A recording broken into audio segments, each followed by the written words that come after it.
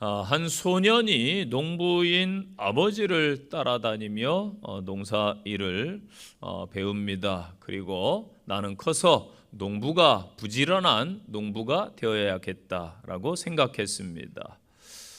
그런데 어느 날 마을의 모든 농기구와 트랙터 또 발전기를 고치는 엔지니어를 보고는 소년이 나는 저러한 기술자가 되어야겠다라고 또 생각을 했습니다. 그 후에 청소년기에 변호사 사무실에 갔는데 변호사의 멋진 모습을 보고는 나도 이 훌륭한 변호사가 돼야지라고 생각했습니다. 어머니가 아파가지고 병원에 갔는데 어머니를 성실하게 치료하는 의사를 보고 소년은 의사가 되고 싶다고 생각을 했습니다. 그 다음에 주일날 교회에 갔는데 설교를 듣던 소년이 이번에는 나는 훌륭한 목사님이 돼야지. 그래서 그는 기도했습니다. 하나님, 저는 무엇이 되어야 되겠습니까? 그가 기도하는 중에 하나님이 말씀하세요. 너는 모두가 되겠느냐? 그 소년이 네, 저는 그렇게 되고 싶은데 어떻게 그럴 수 있습니까? 라고 말합니다. 음성이 다시 들립니다. 너는 다 될 수는 없느니라. 그러니 너는 그런 사람이 될 사람들을 가르치거라. 선생님이 되거라. 그래서 내가 가르친 제자가 농부도 되고 엔지니어도 되고 법률가, 의사, 목사가 되게 하여라. 그러면 너는 모든 것이 되는 것이다. 그래서 그 소년은 훌륭한 선생님이 되었습니다. 이 사람이 프랑스의 계몽주의 교육자인 장자크 루소입니다. 사람은 혼자 살아갈 수 없는 존재입니다. 창세기 2장에서 하나님께서 사람이 혼자 사는 것이 좋지 않기 때문에 돕는 배필을 지으셨다라고 말씀합니다. 현대인들 특히 이 사회 공동체 속에서 함께 어우러져 살아가고 있습니다. 이 사회에서 살아가는 지혜와 지식을 배워야 합니다. 오늘날 어린이집에서 시작해가지고 초중고, 대학교까지 교육과정이 잘 체계화되어 있습니다. 우리는 우리들에게 가르침을 주는 모든 분들에게 감사를 해야 됩니다. 우리 스스로 혼자 배우지 않았습니다. 가르침을 주는 분들이 계시기 때문에 오늘 우리가 또 이 사회가 존재하는 것입니다. 한국적인 정서에서 보면은 시어머니와 며느리의 관계가 아주 미묘합니다. 며느리가 시집와서 배우다 보면은 다른 환경에서 왔으니 처음에는 갈등을 겪게 되지만은 세월이 지나면서 생활의 지혜 또는 음식 만들기, 가정을 세우는 여러 지혜들이 전수되게 됩니다. 다음 세대가 배우고 세워지게 되는 관계라는 것이지요. 그래서 교회에서의 교육, 또 가정에서의 교육, 학교에서의 여러 교육이 별것 아닌 것 같아도 우리보다 먼저 배운 분들을 통해서 우리 또한 배워가야 되고 또 후대에게 잘 전해 주어야 된다는 것입니다.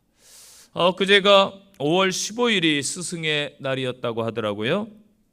우리나라에서 이 스승의 날은 1964년도에 시작되었습니다. 청소년 적십자 중앙학생협의회가 5월 26일을 스승의 날로 지정한 것부터 시작이 됩니다. 그래서 우리나라에 이제 어린이날, 어버이날, 또 스승의 날 이렇게 좋은 전통들은 다 기독교가 영향을 끼쳤기 때문에 생겨난 것들입니다. 이듬해인 1965년에 훈민정음을 만든 세종대왕의 탄신일이 5월 15일이라고 합니다. 그 날짜로 지키자 해서 지금까지 좋은 전통으로 지켜오고 있습니다.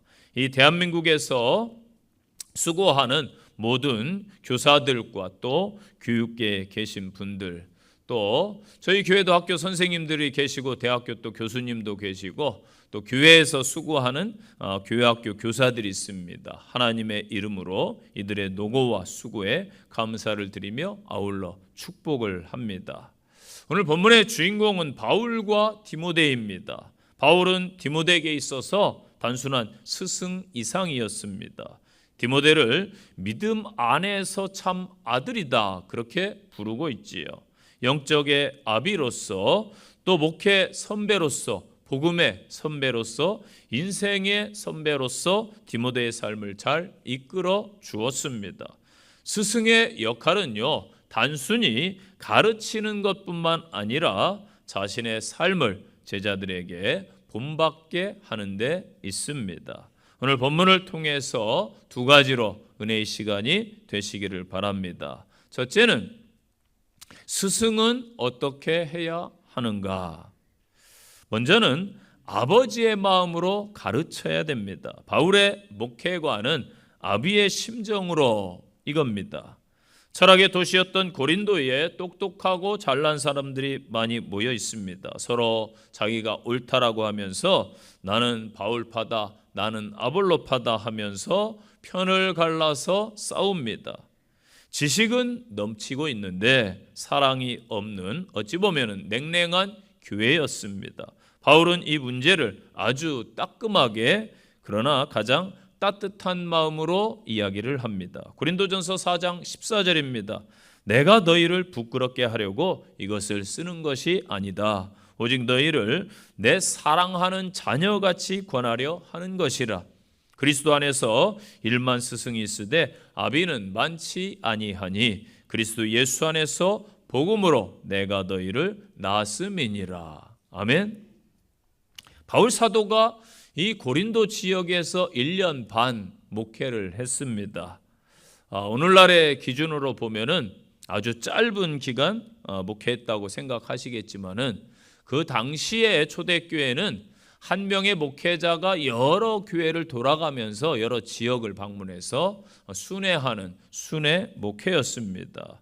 그러니까 특정 지역에 1년 반 이상 머물렀다라는 것은 그만큼 그곳에 깊은 애정을 갖고 있었고 열정을 쏟았다는 말이 되는 것입니다. 그런데 바울이 떠난 후에 고린도 교회에는 안타까운 분열의 현상이 나타납니다. 아볼로와 같은 훌륭한 설교자들이 다녀가면서 성도들이 나는 아볼로가 좋아. 아니 그래도 나는 이 개척 멤버인 바울 선생님. 나는 베드로가 좋아. 그러니까 어떠한 사람들은 무슨 말이야? 우리는 예수님, 오직 예수님 파야. 그러면서 분열을 하게 됩니다. 갈등을 하는 것이죠.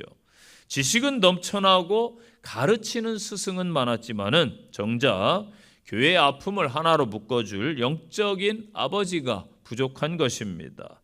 이에 바울이 선포합니다. 그리스도 안에서 일만 스승이 있으되 아버지는 많지 아니하니 내가 복음으로써 너희를 낳았다. 저는 부족한 목회자이지만은 이 바울의 목회관을 따르려고 그렇게 생각하고 목회를 시작했습니다. 그래서 모든 교인들을 대할 때에 영적인 아버지의 심정으로 좀 대해야겠다라고 생각하고 목회를 했는데 사실은 그게 쉽지가 않더라고요. 30대 때는 아이가 어리고 그러니까 잘 이해를 못했어요. 그런데 아이들을 키우면서 속도 썩고 산전수전 다 겪으면서 한 40, 50대 넘어가면서부터 이게 조금 이해가 되더라고요. 아비의 심정이 부모의 마음이 이런 것이구나. 그래서 하나님 저에게 그 부모의 마음으로 목회할 수 있는 마음을 주세요. 그렇게 기도는 하고 있습니다. 우리 교사들도 그렇게 해 주시기를 부탁을 드리겠습니다. 내가 가르치는 귀한 아이들이 내 아들이다, 내 딸이다 생각하십시오. 그러면은 더 아이들이 소중하고 아마도 사랑스러울 것입니다.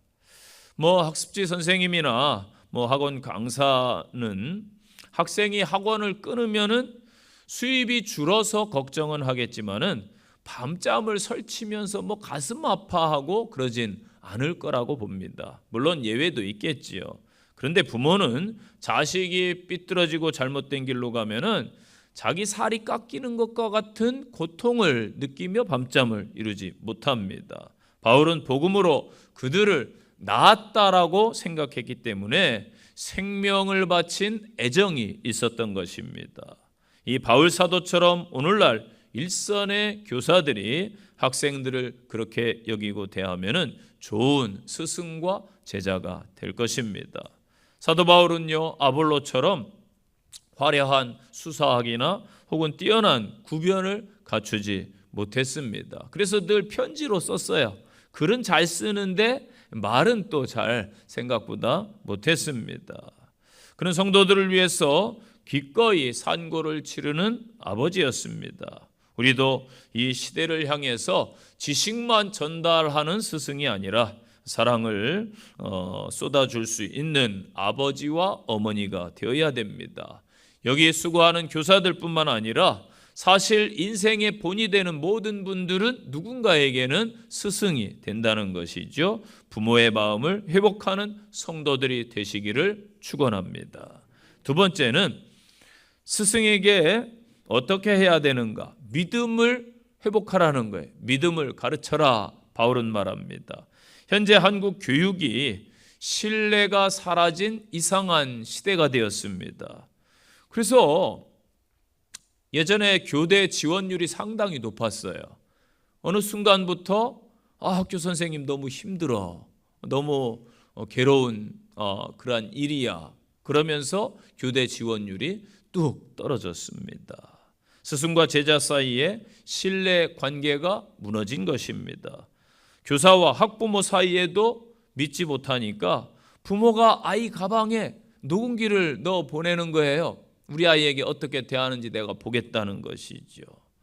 물론 모든 교사가 다 훌륭한 것은 아닙니다. 개중에 잘못하는 이상한 교사도 있기 마련입니다. 그렇다고 해서 모두를 교육계를 다 불신하는 것은 서로 손해라는 것이지요. 신뢰하는 사회 회복을 위해서 우리는 함께 노력하고 기도해야 될 줄로 믿습니다. 신앙생활에 있어서 여러분 아주 중요한 게 뭐냐면은 힘을 빼는 것입니다. 흔히 운동선수들에게 힘을 빼라고 고참 선수들이 신인들에게 이야기를 한다고 합니다. 그래서 요즘 골프나 이런 테니스가 젊은이들에게 유행이던데 힘 빼는 게 사실은 쉬운 일이 아닙니다. 어느 정도 관록이 돼야 힘이 빠지면은 비거리도 나오고 세게도 칠 수 있고 그런 것인데 저절로 되는 것은 아닙니다. 신앙에 있어서도 똑같아요. 영적으로 보니까 하나님께서 야곱의 허벅지 관절을 쳐가지고 그의 힘을 빼버립니다. 기도 약복강에 그 생사를 건 기도를 통해서 힘을 빼놓습니다. 왜 그래요? 이 힘 빠지고 부서지고 낮아지고 비운 곳에 하나님의 능력이 임하는 거예요. 그래야 하나님을 붙들고 신뢰 관계가 형성된다라는 것입니다.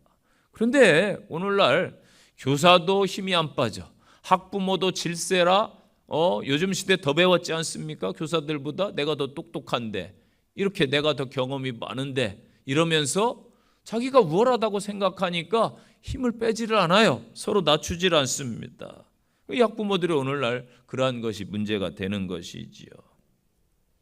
그러다 보니까 힘을 빼지 못하니까 서로 대치가 된다, 그렇게 봅니다.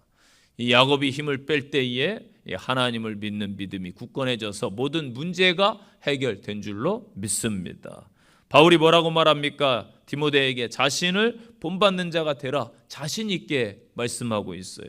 또한 고린도 교인들에게 4장 16절에서 그러므로 내가 너희에게 권하노니 너희는 나를 본받는 자가 되라. 또 11장에서 내가 그리스도를 본받는 자 된 것 같이 너희는 나를 본받는 자가 되라. 아멘.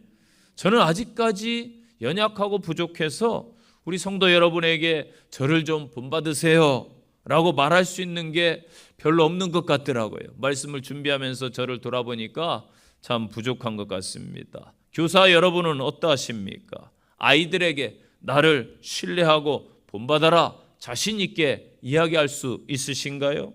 바라기는 이 믿음과 신뢰 관계가 잘 형성되어 가지고 아이들이 믿고 따르는 교사들, 이 땅에 스승과 제자가 되기를 소망해 봅니다.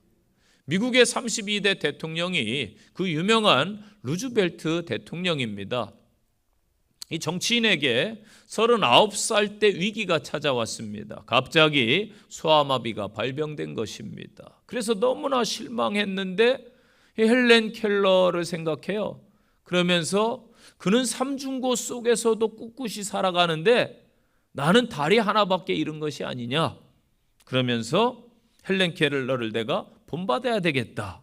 그녀를 본받기로 결심을 하게 됩니다. 결국 미국에서 전무후무한 사선 대통령이 된 것입니다. 저와 여러분이 누군가에게 도전을 주고 믿음을 주어서 힘과 소망을 주는 믿음의 성도들 되시기를 축원드립니다. 세 번째는 선한 양심을 가르쳐야 됩니다. 바울이 말하는 착한 양심은 무엇인가요? 여기서 착한이라는 단어가 아가도스라는 헬라어가 쓰였습니다. 은혜라는 단어 혹은 좋은 의미로 그렇게 쓰입니다. 또 히브리어에 가보면은 이 토브라는 단어인데 이 단어가 어디에 쓰였냐면 창세기 1장에 보면은 하나님이 지으신 그 모든 것을 보시고는 심히 좋았더라. 아멘. 심히 좋았더라. 기뻤더라. 그래서 너무 좋다라는 의미로 쓰인 겁니다. 그래서 오늘날 시대를 보면은 조금 세상이 이상해졌다, 잘못된 길로 간다라고 여러분 느끼지 않습니까? 지금 세상이 전 세계 지구촌이 조금 이상해진 것 같아요. 가치관이 전도되고 상식이 파괴되고 사람들의 행동이 이상한 그러한 시대에 살고 있습니다. 왜 그래요? 양심을 버렸기 때문에 그래요. 이를 가리켜서 화인 맞은 양심이다 성경은 말씀합니다. 은혜에 대한 깨달음, 감사가 없고 죄에 대한 아픔, 회개가 없는 죽은 상태를 말하는 거예요. 죽은 심령입니다. 지금 세상이 그렇다라는 것이죠. 예전의 스승들은요, 제자들에게 제일 먼저 무엇을 강조한 줄 아세요? 공부 열심히 해라 그러지 않았어요. 됨됨이를 강조했습니다. 됨됨이, 정직해라, 거짓말하지 말아라, 착하게 살아라, 바르게 살아라, 친구들, 어려운 친구들 좀 도와줘라 등등. 그래서 저희 시대 각 학교에 급훈이라는 게 있었어요. 아이들에게 정하라고 그랬죠, 선생님이. 그래서 1년 동안 이걸 잘 우리 반 지켜가자. 대부분 이런 것들이었어요. 그런데 요즘 시대는요, 정직하면 손해라고 여기는 시대예요. 친구 간 막 경쟁하는 시대입니다.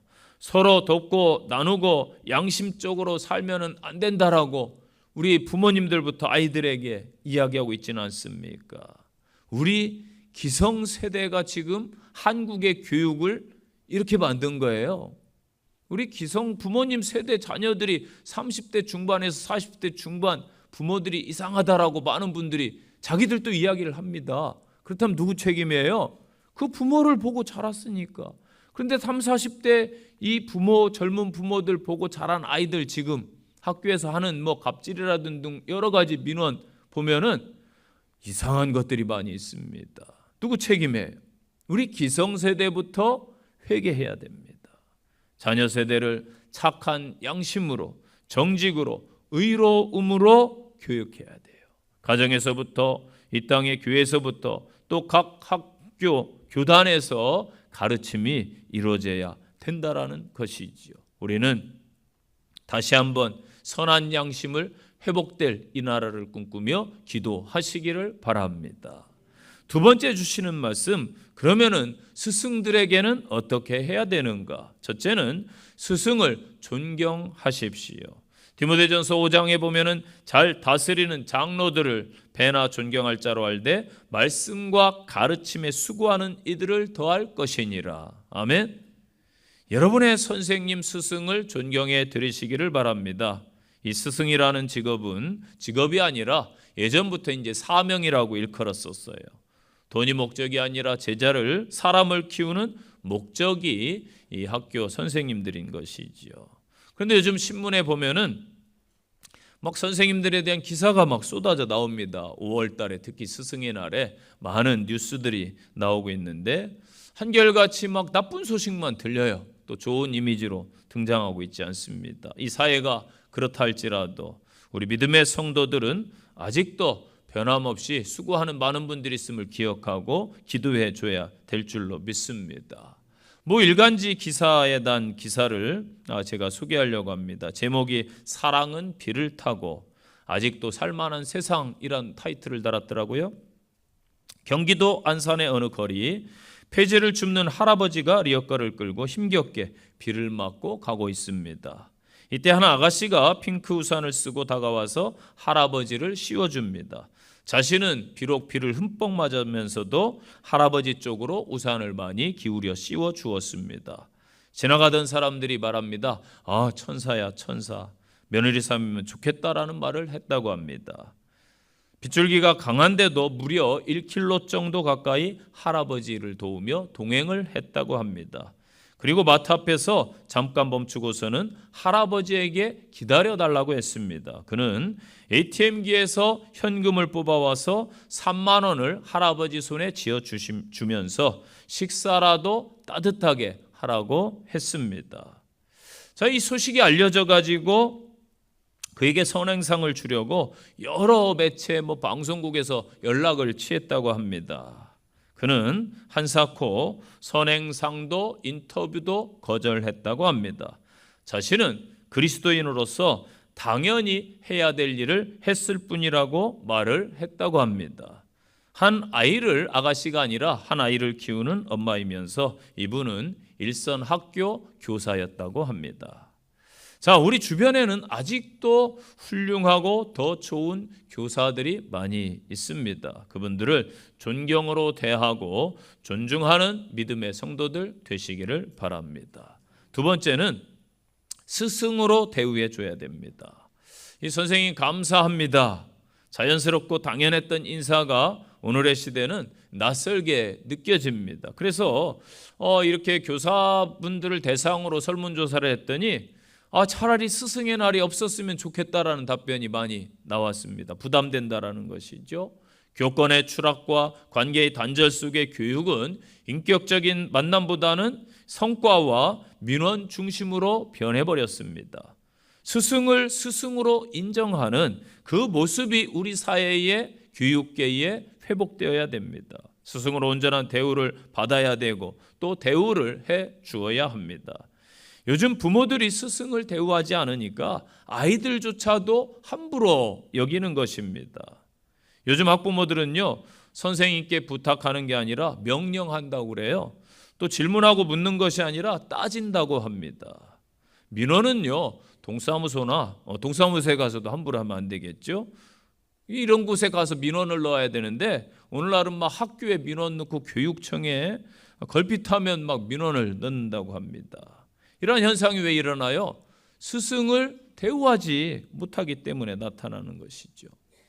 이번에 그 교육부 장관과 일선 학교 교사가 교육부 장관을 만나가지고 하소연하는 그 뉴스가 화제가 되었습니다. 그 영상이 막 떠돌면서 사람들이 한탄을 해요. 아니 어쩌다 한국이 이 지경까지 갔느냐 안타까운 소리가 나옵니다.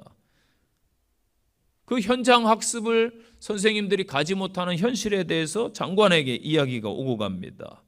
현장 학습을 1년에 무려 8번을 갔다는 초등학교 교사의 이야기입니다. 이 영상이 유튜브에서 무려 1100만 건의 조회수가 나왔어요. 그리고 화제입니다. 지금. 가기 전날 학부모들이 민원을 넣는다고 합니다. 우리 애는 누구랑 짝꿍시켜 주세요. 왜 멀리 가가지고 우리 아이 멀미하게 만듭니까? 그날 교사가 아이들 사진을 200장 넘게 찍었다고 합니다. 그런데 한 학부모가 왜 우리의 사진은 5장밖에 없습니까? 우리의 표정이 왜 안 좋습니까? 심지어 현장 학습에 안전 요원을 대동해 달라고 요구하고 있다고 합니다. 그래서 교사가 물어요. 안전 요원을 누가 구하는가? 일선 교사가 해야 된다라는 거예요. 그래서 성범죄 조회까지 해야 된다고 합니다. 이러한 민원들을 학부모로부터 접하다 보니까 현장 학습 너무나 힘들다, 가기 싫다라는 거예요. 저와 여러분이요, 믿음의 사람들부터 우리부터 변해야 돼요. 스승을 스승으로 대우해 드리고 이 땅에 선생님들도 누군가의 가족이고 또 누군가의 형제, 자매, 라고 생각을 하셔서 잘 대우하시기를 바랍니다. 세 번째는 진짜 스승 예수님을 만나야 됩니다. 사람은 교육에 의해서 사람다워지는 것입니다. 교육은 사람을 사람답게 만들고 사회를 변화시키고 교육은 문화를 발전시키는 것입니다. 그래서 개인뿐만 아니라 사회와 국가에 있어서 아주 중요해요. 그래서 교육을 뭐라고 불러요? 백년지 대계다. 우리는 살아가면서 우리를 가르치고 키워주는 5분의 스승을 만나게 됩니다. 첫 번째 만나는 분이 나를 이 땅에 태어나게 한 부모님이고, 두 번째는 교회 학교의 주일학교 스승님이고, 세 번째는 학교에서 만나는 선생님이고, 네 번째는 사회에서 만나는 여러 사람들의 스승이 있습니다. 그리고 마지막으로는 우리 영혼의 영원한 스승이 되시는 예수 그리스도이십니다. 성경의 역사를 보니까 이 스승과 제자의 관계가 많이 등장하더라고요. 대표적으로 누가 있어요? 엘리야와 엘리사가 있습니다. 엘리야는 일상에서 삶으로 그의 제자 엘리사를 늘 데리고 다니면서 가르침을 줍니다. 엘리야는 삶으로 가르친 진짜 스승이었습니다. 스승은 강의하는 사람이 아니에요. 제자와 함께 걷는 사람이 참 스승입니다. 다음으로 보니까 모세와 여호수아를 봅시다. 모세는 다음 세대를 위해서 여호수아를 잘 가르쳐서 지도자로 세우게 됩니다. 모세의 위대함은 자신이 끝까지 한 것이 아니라 다음 사람이 계속할 수 있도록 준비시킨 데 있습니다. 흔히 말하는 청출어람이죠. 내가 가르친 제자가 나보다 더 크게 쓰임받게 하는 역할을 한 것입니다. 그래서 교사의 사명은 제자에게 사역을 승계하는 것입니다. 신약 성경에서도 위대한 스승과 제자가 등장하죠. 오늘 본문의 말씀이에요. 바울과 디모데입니다. 바울은 디모데를 가리켜서 믿음 안에서 참 아들이라고 말합니다. 바울은 늘 디모데를 선교와 전도의 현장에 데리고 다녔어요. 현장 학습을 시켰고 또 글을 써가지고, 그 시대에는 뭐 카톡 이런 게 없으니까 늘 편지를 써서 또 힘이 빠졌을 때 위로하고 격려해 주었습니다. 믿음과 신뢰로 이어진 스승과 제자가 바로 바울과 디모데라는 것입니다. 이처럼 제자와 스승은 서로 신뢰가 있어야 되는 것이지요. 그런데 진짜 스승은 예수님입니다. 복음서에서 예수님을 호칭할 때에 디다스칼로스라는 단어를 썼어요. 우리 성경에는 선생 이렇게 번역되어 있는데 유대 사회에서는 아주 존경을 표하는 단어입니다. 또 한편에 예수님을 뭐라고 불렀어요? 사람들이 랍비어 그렇게 불렀습니다. 이 말도 유대 사회에서는 존경을 표하는 호칭입니다. 그래서 유대사에서는 율법사 혹은 학식이 많은 교사를 높여 부르던 호칭이었습니다. 랍비는 크신 분이란 뜻을 가진 라브에서 나온 말이에요. 그래서 나의 주, 나의 크신 분 이런 뜻이 됩니다. 마가복음 9장에 보면은 베드로가 예수님을 향하여 랍비라고 그래서 호칭을 했습니다. 예수님께서 그의 제자들을 어떻게 가르치셨습니까? 모든 제자들이요 그 사명을 잘 이해했고 나중에는 순교까지 한 것을 보면은 정말 3년 동안 잘 가르치셨습니다. 대표적으로 요한복음 13장 15절에 내가 너희에게 행한 것 같이 너희도 행하게 하려 하여 본을 보였노라. 아멘. 이게 예수님이 하신 말씀이에요. 예수님의 가르침은 3년 동안 동고동락하면서 말이 아닌 삶의 가르침이셨습니다. 주님의 가르침 방법 설명이 아니라 본보기였습니다. 예수님께서 우리의 속죄 제물이 되어 십자가에 달려 돌아가시기 며칠 전에 왜 사랑하는 제자들의 발을 씻기셨는가? 종들이 했던 일. 종들 중에도 가장 서열이 낮은 종들이 남의 발을 씻기는 일을 해요. 그 일을 왜 몸소 행하셨는가? 너희는 서로에게 이렇게 해야 된다라는 것. 교회에서는 이런 일이 이루어져야 된다라는 것을 몸소 보여주시고 가르쳐 주시기 위함입니다. 우리 주님은 친히 제자들과 함께 먹고 자고 걸으셨습니다. 그리고 그들을 섬겨주셨어요. 섬김을 받은 것이 아니라 섬겨주신 것입니다. 예수 그리스도는 그래서 온전한 스승의 롤 모델이 되십니다. 성도 여러분, 인생에서 좋은 여러 스승들을 만나시기를 축복합니다. 그런데 인생의 영원을 좌우하는 예수 그리스도를 만나지 못한다면은 그것만큼 불행한 인생이 없습니다. 이 세상의 영원한 스승이 되시는 예수님을 알아서 그분을 따르고 닮아 가시기를 바랍니다. 그분의 발자취를 따라서 저 천국까지 이르시는 믿음의 성도들이 되시기를 축복합니다. 결론의 말씀이에요.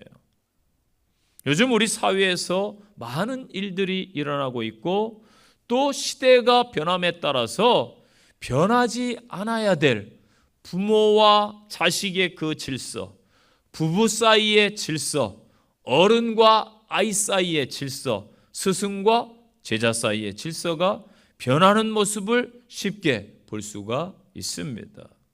물론 우리 인간들은 계속해서 성장해 가야 합니다. 또 성장하기 위해서는 배워가야 합니다. 배우기 위해서는 그 어떤 것보다 스승이 있어야 됩니다. 훌륭한 사람의 뒤에는 반드시 좋은 스승이 있었습니다.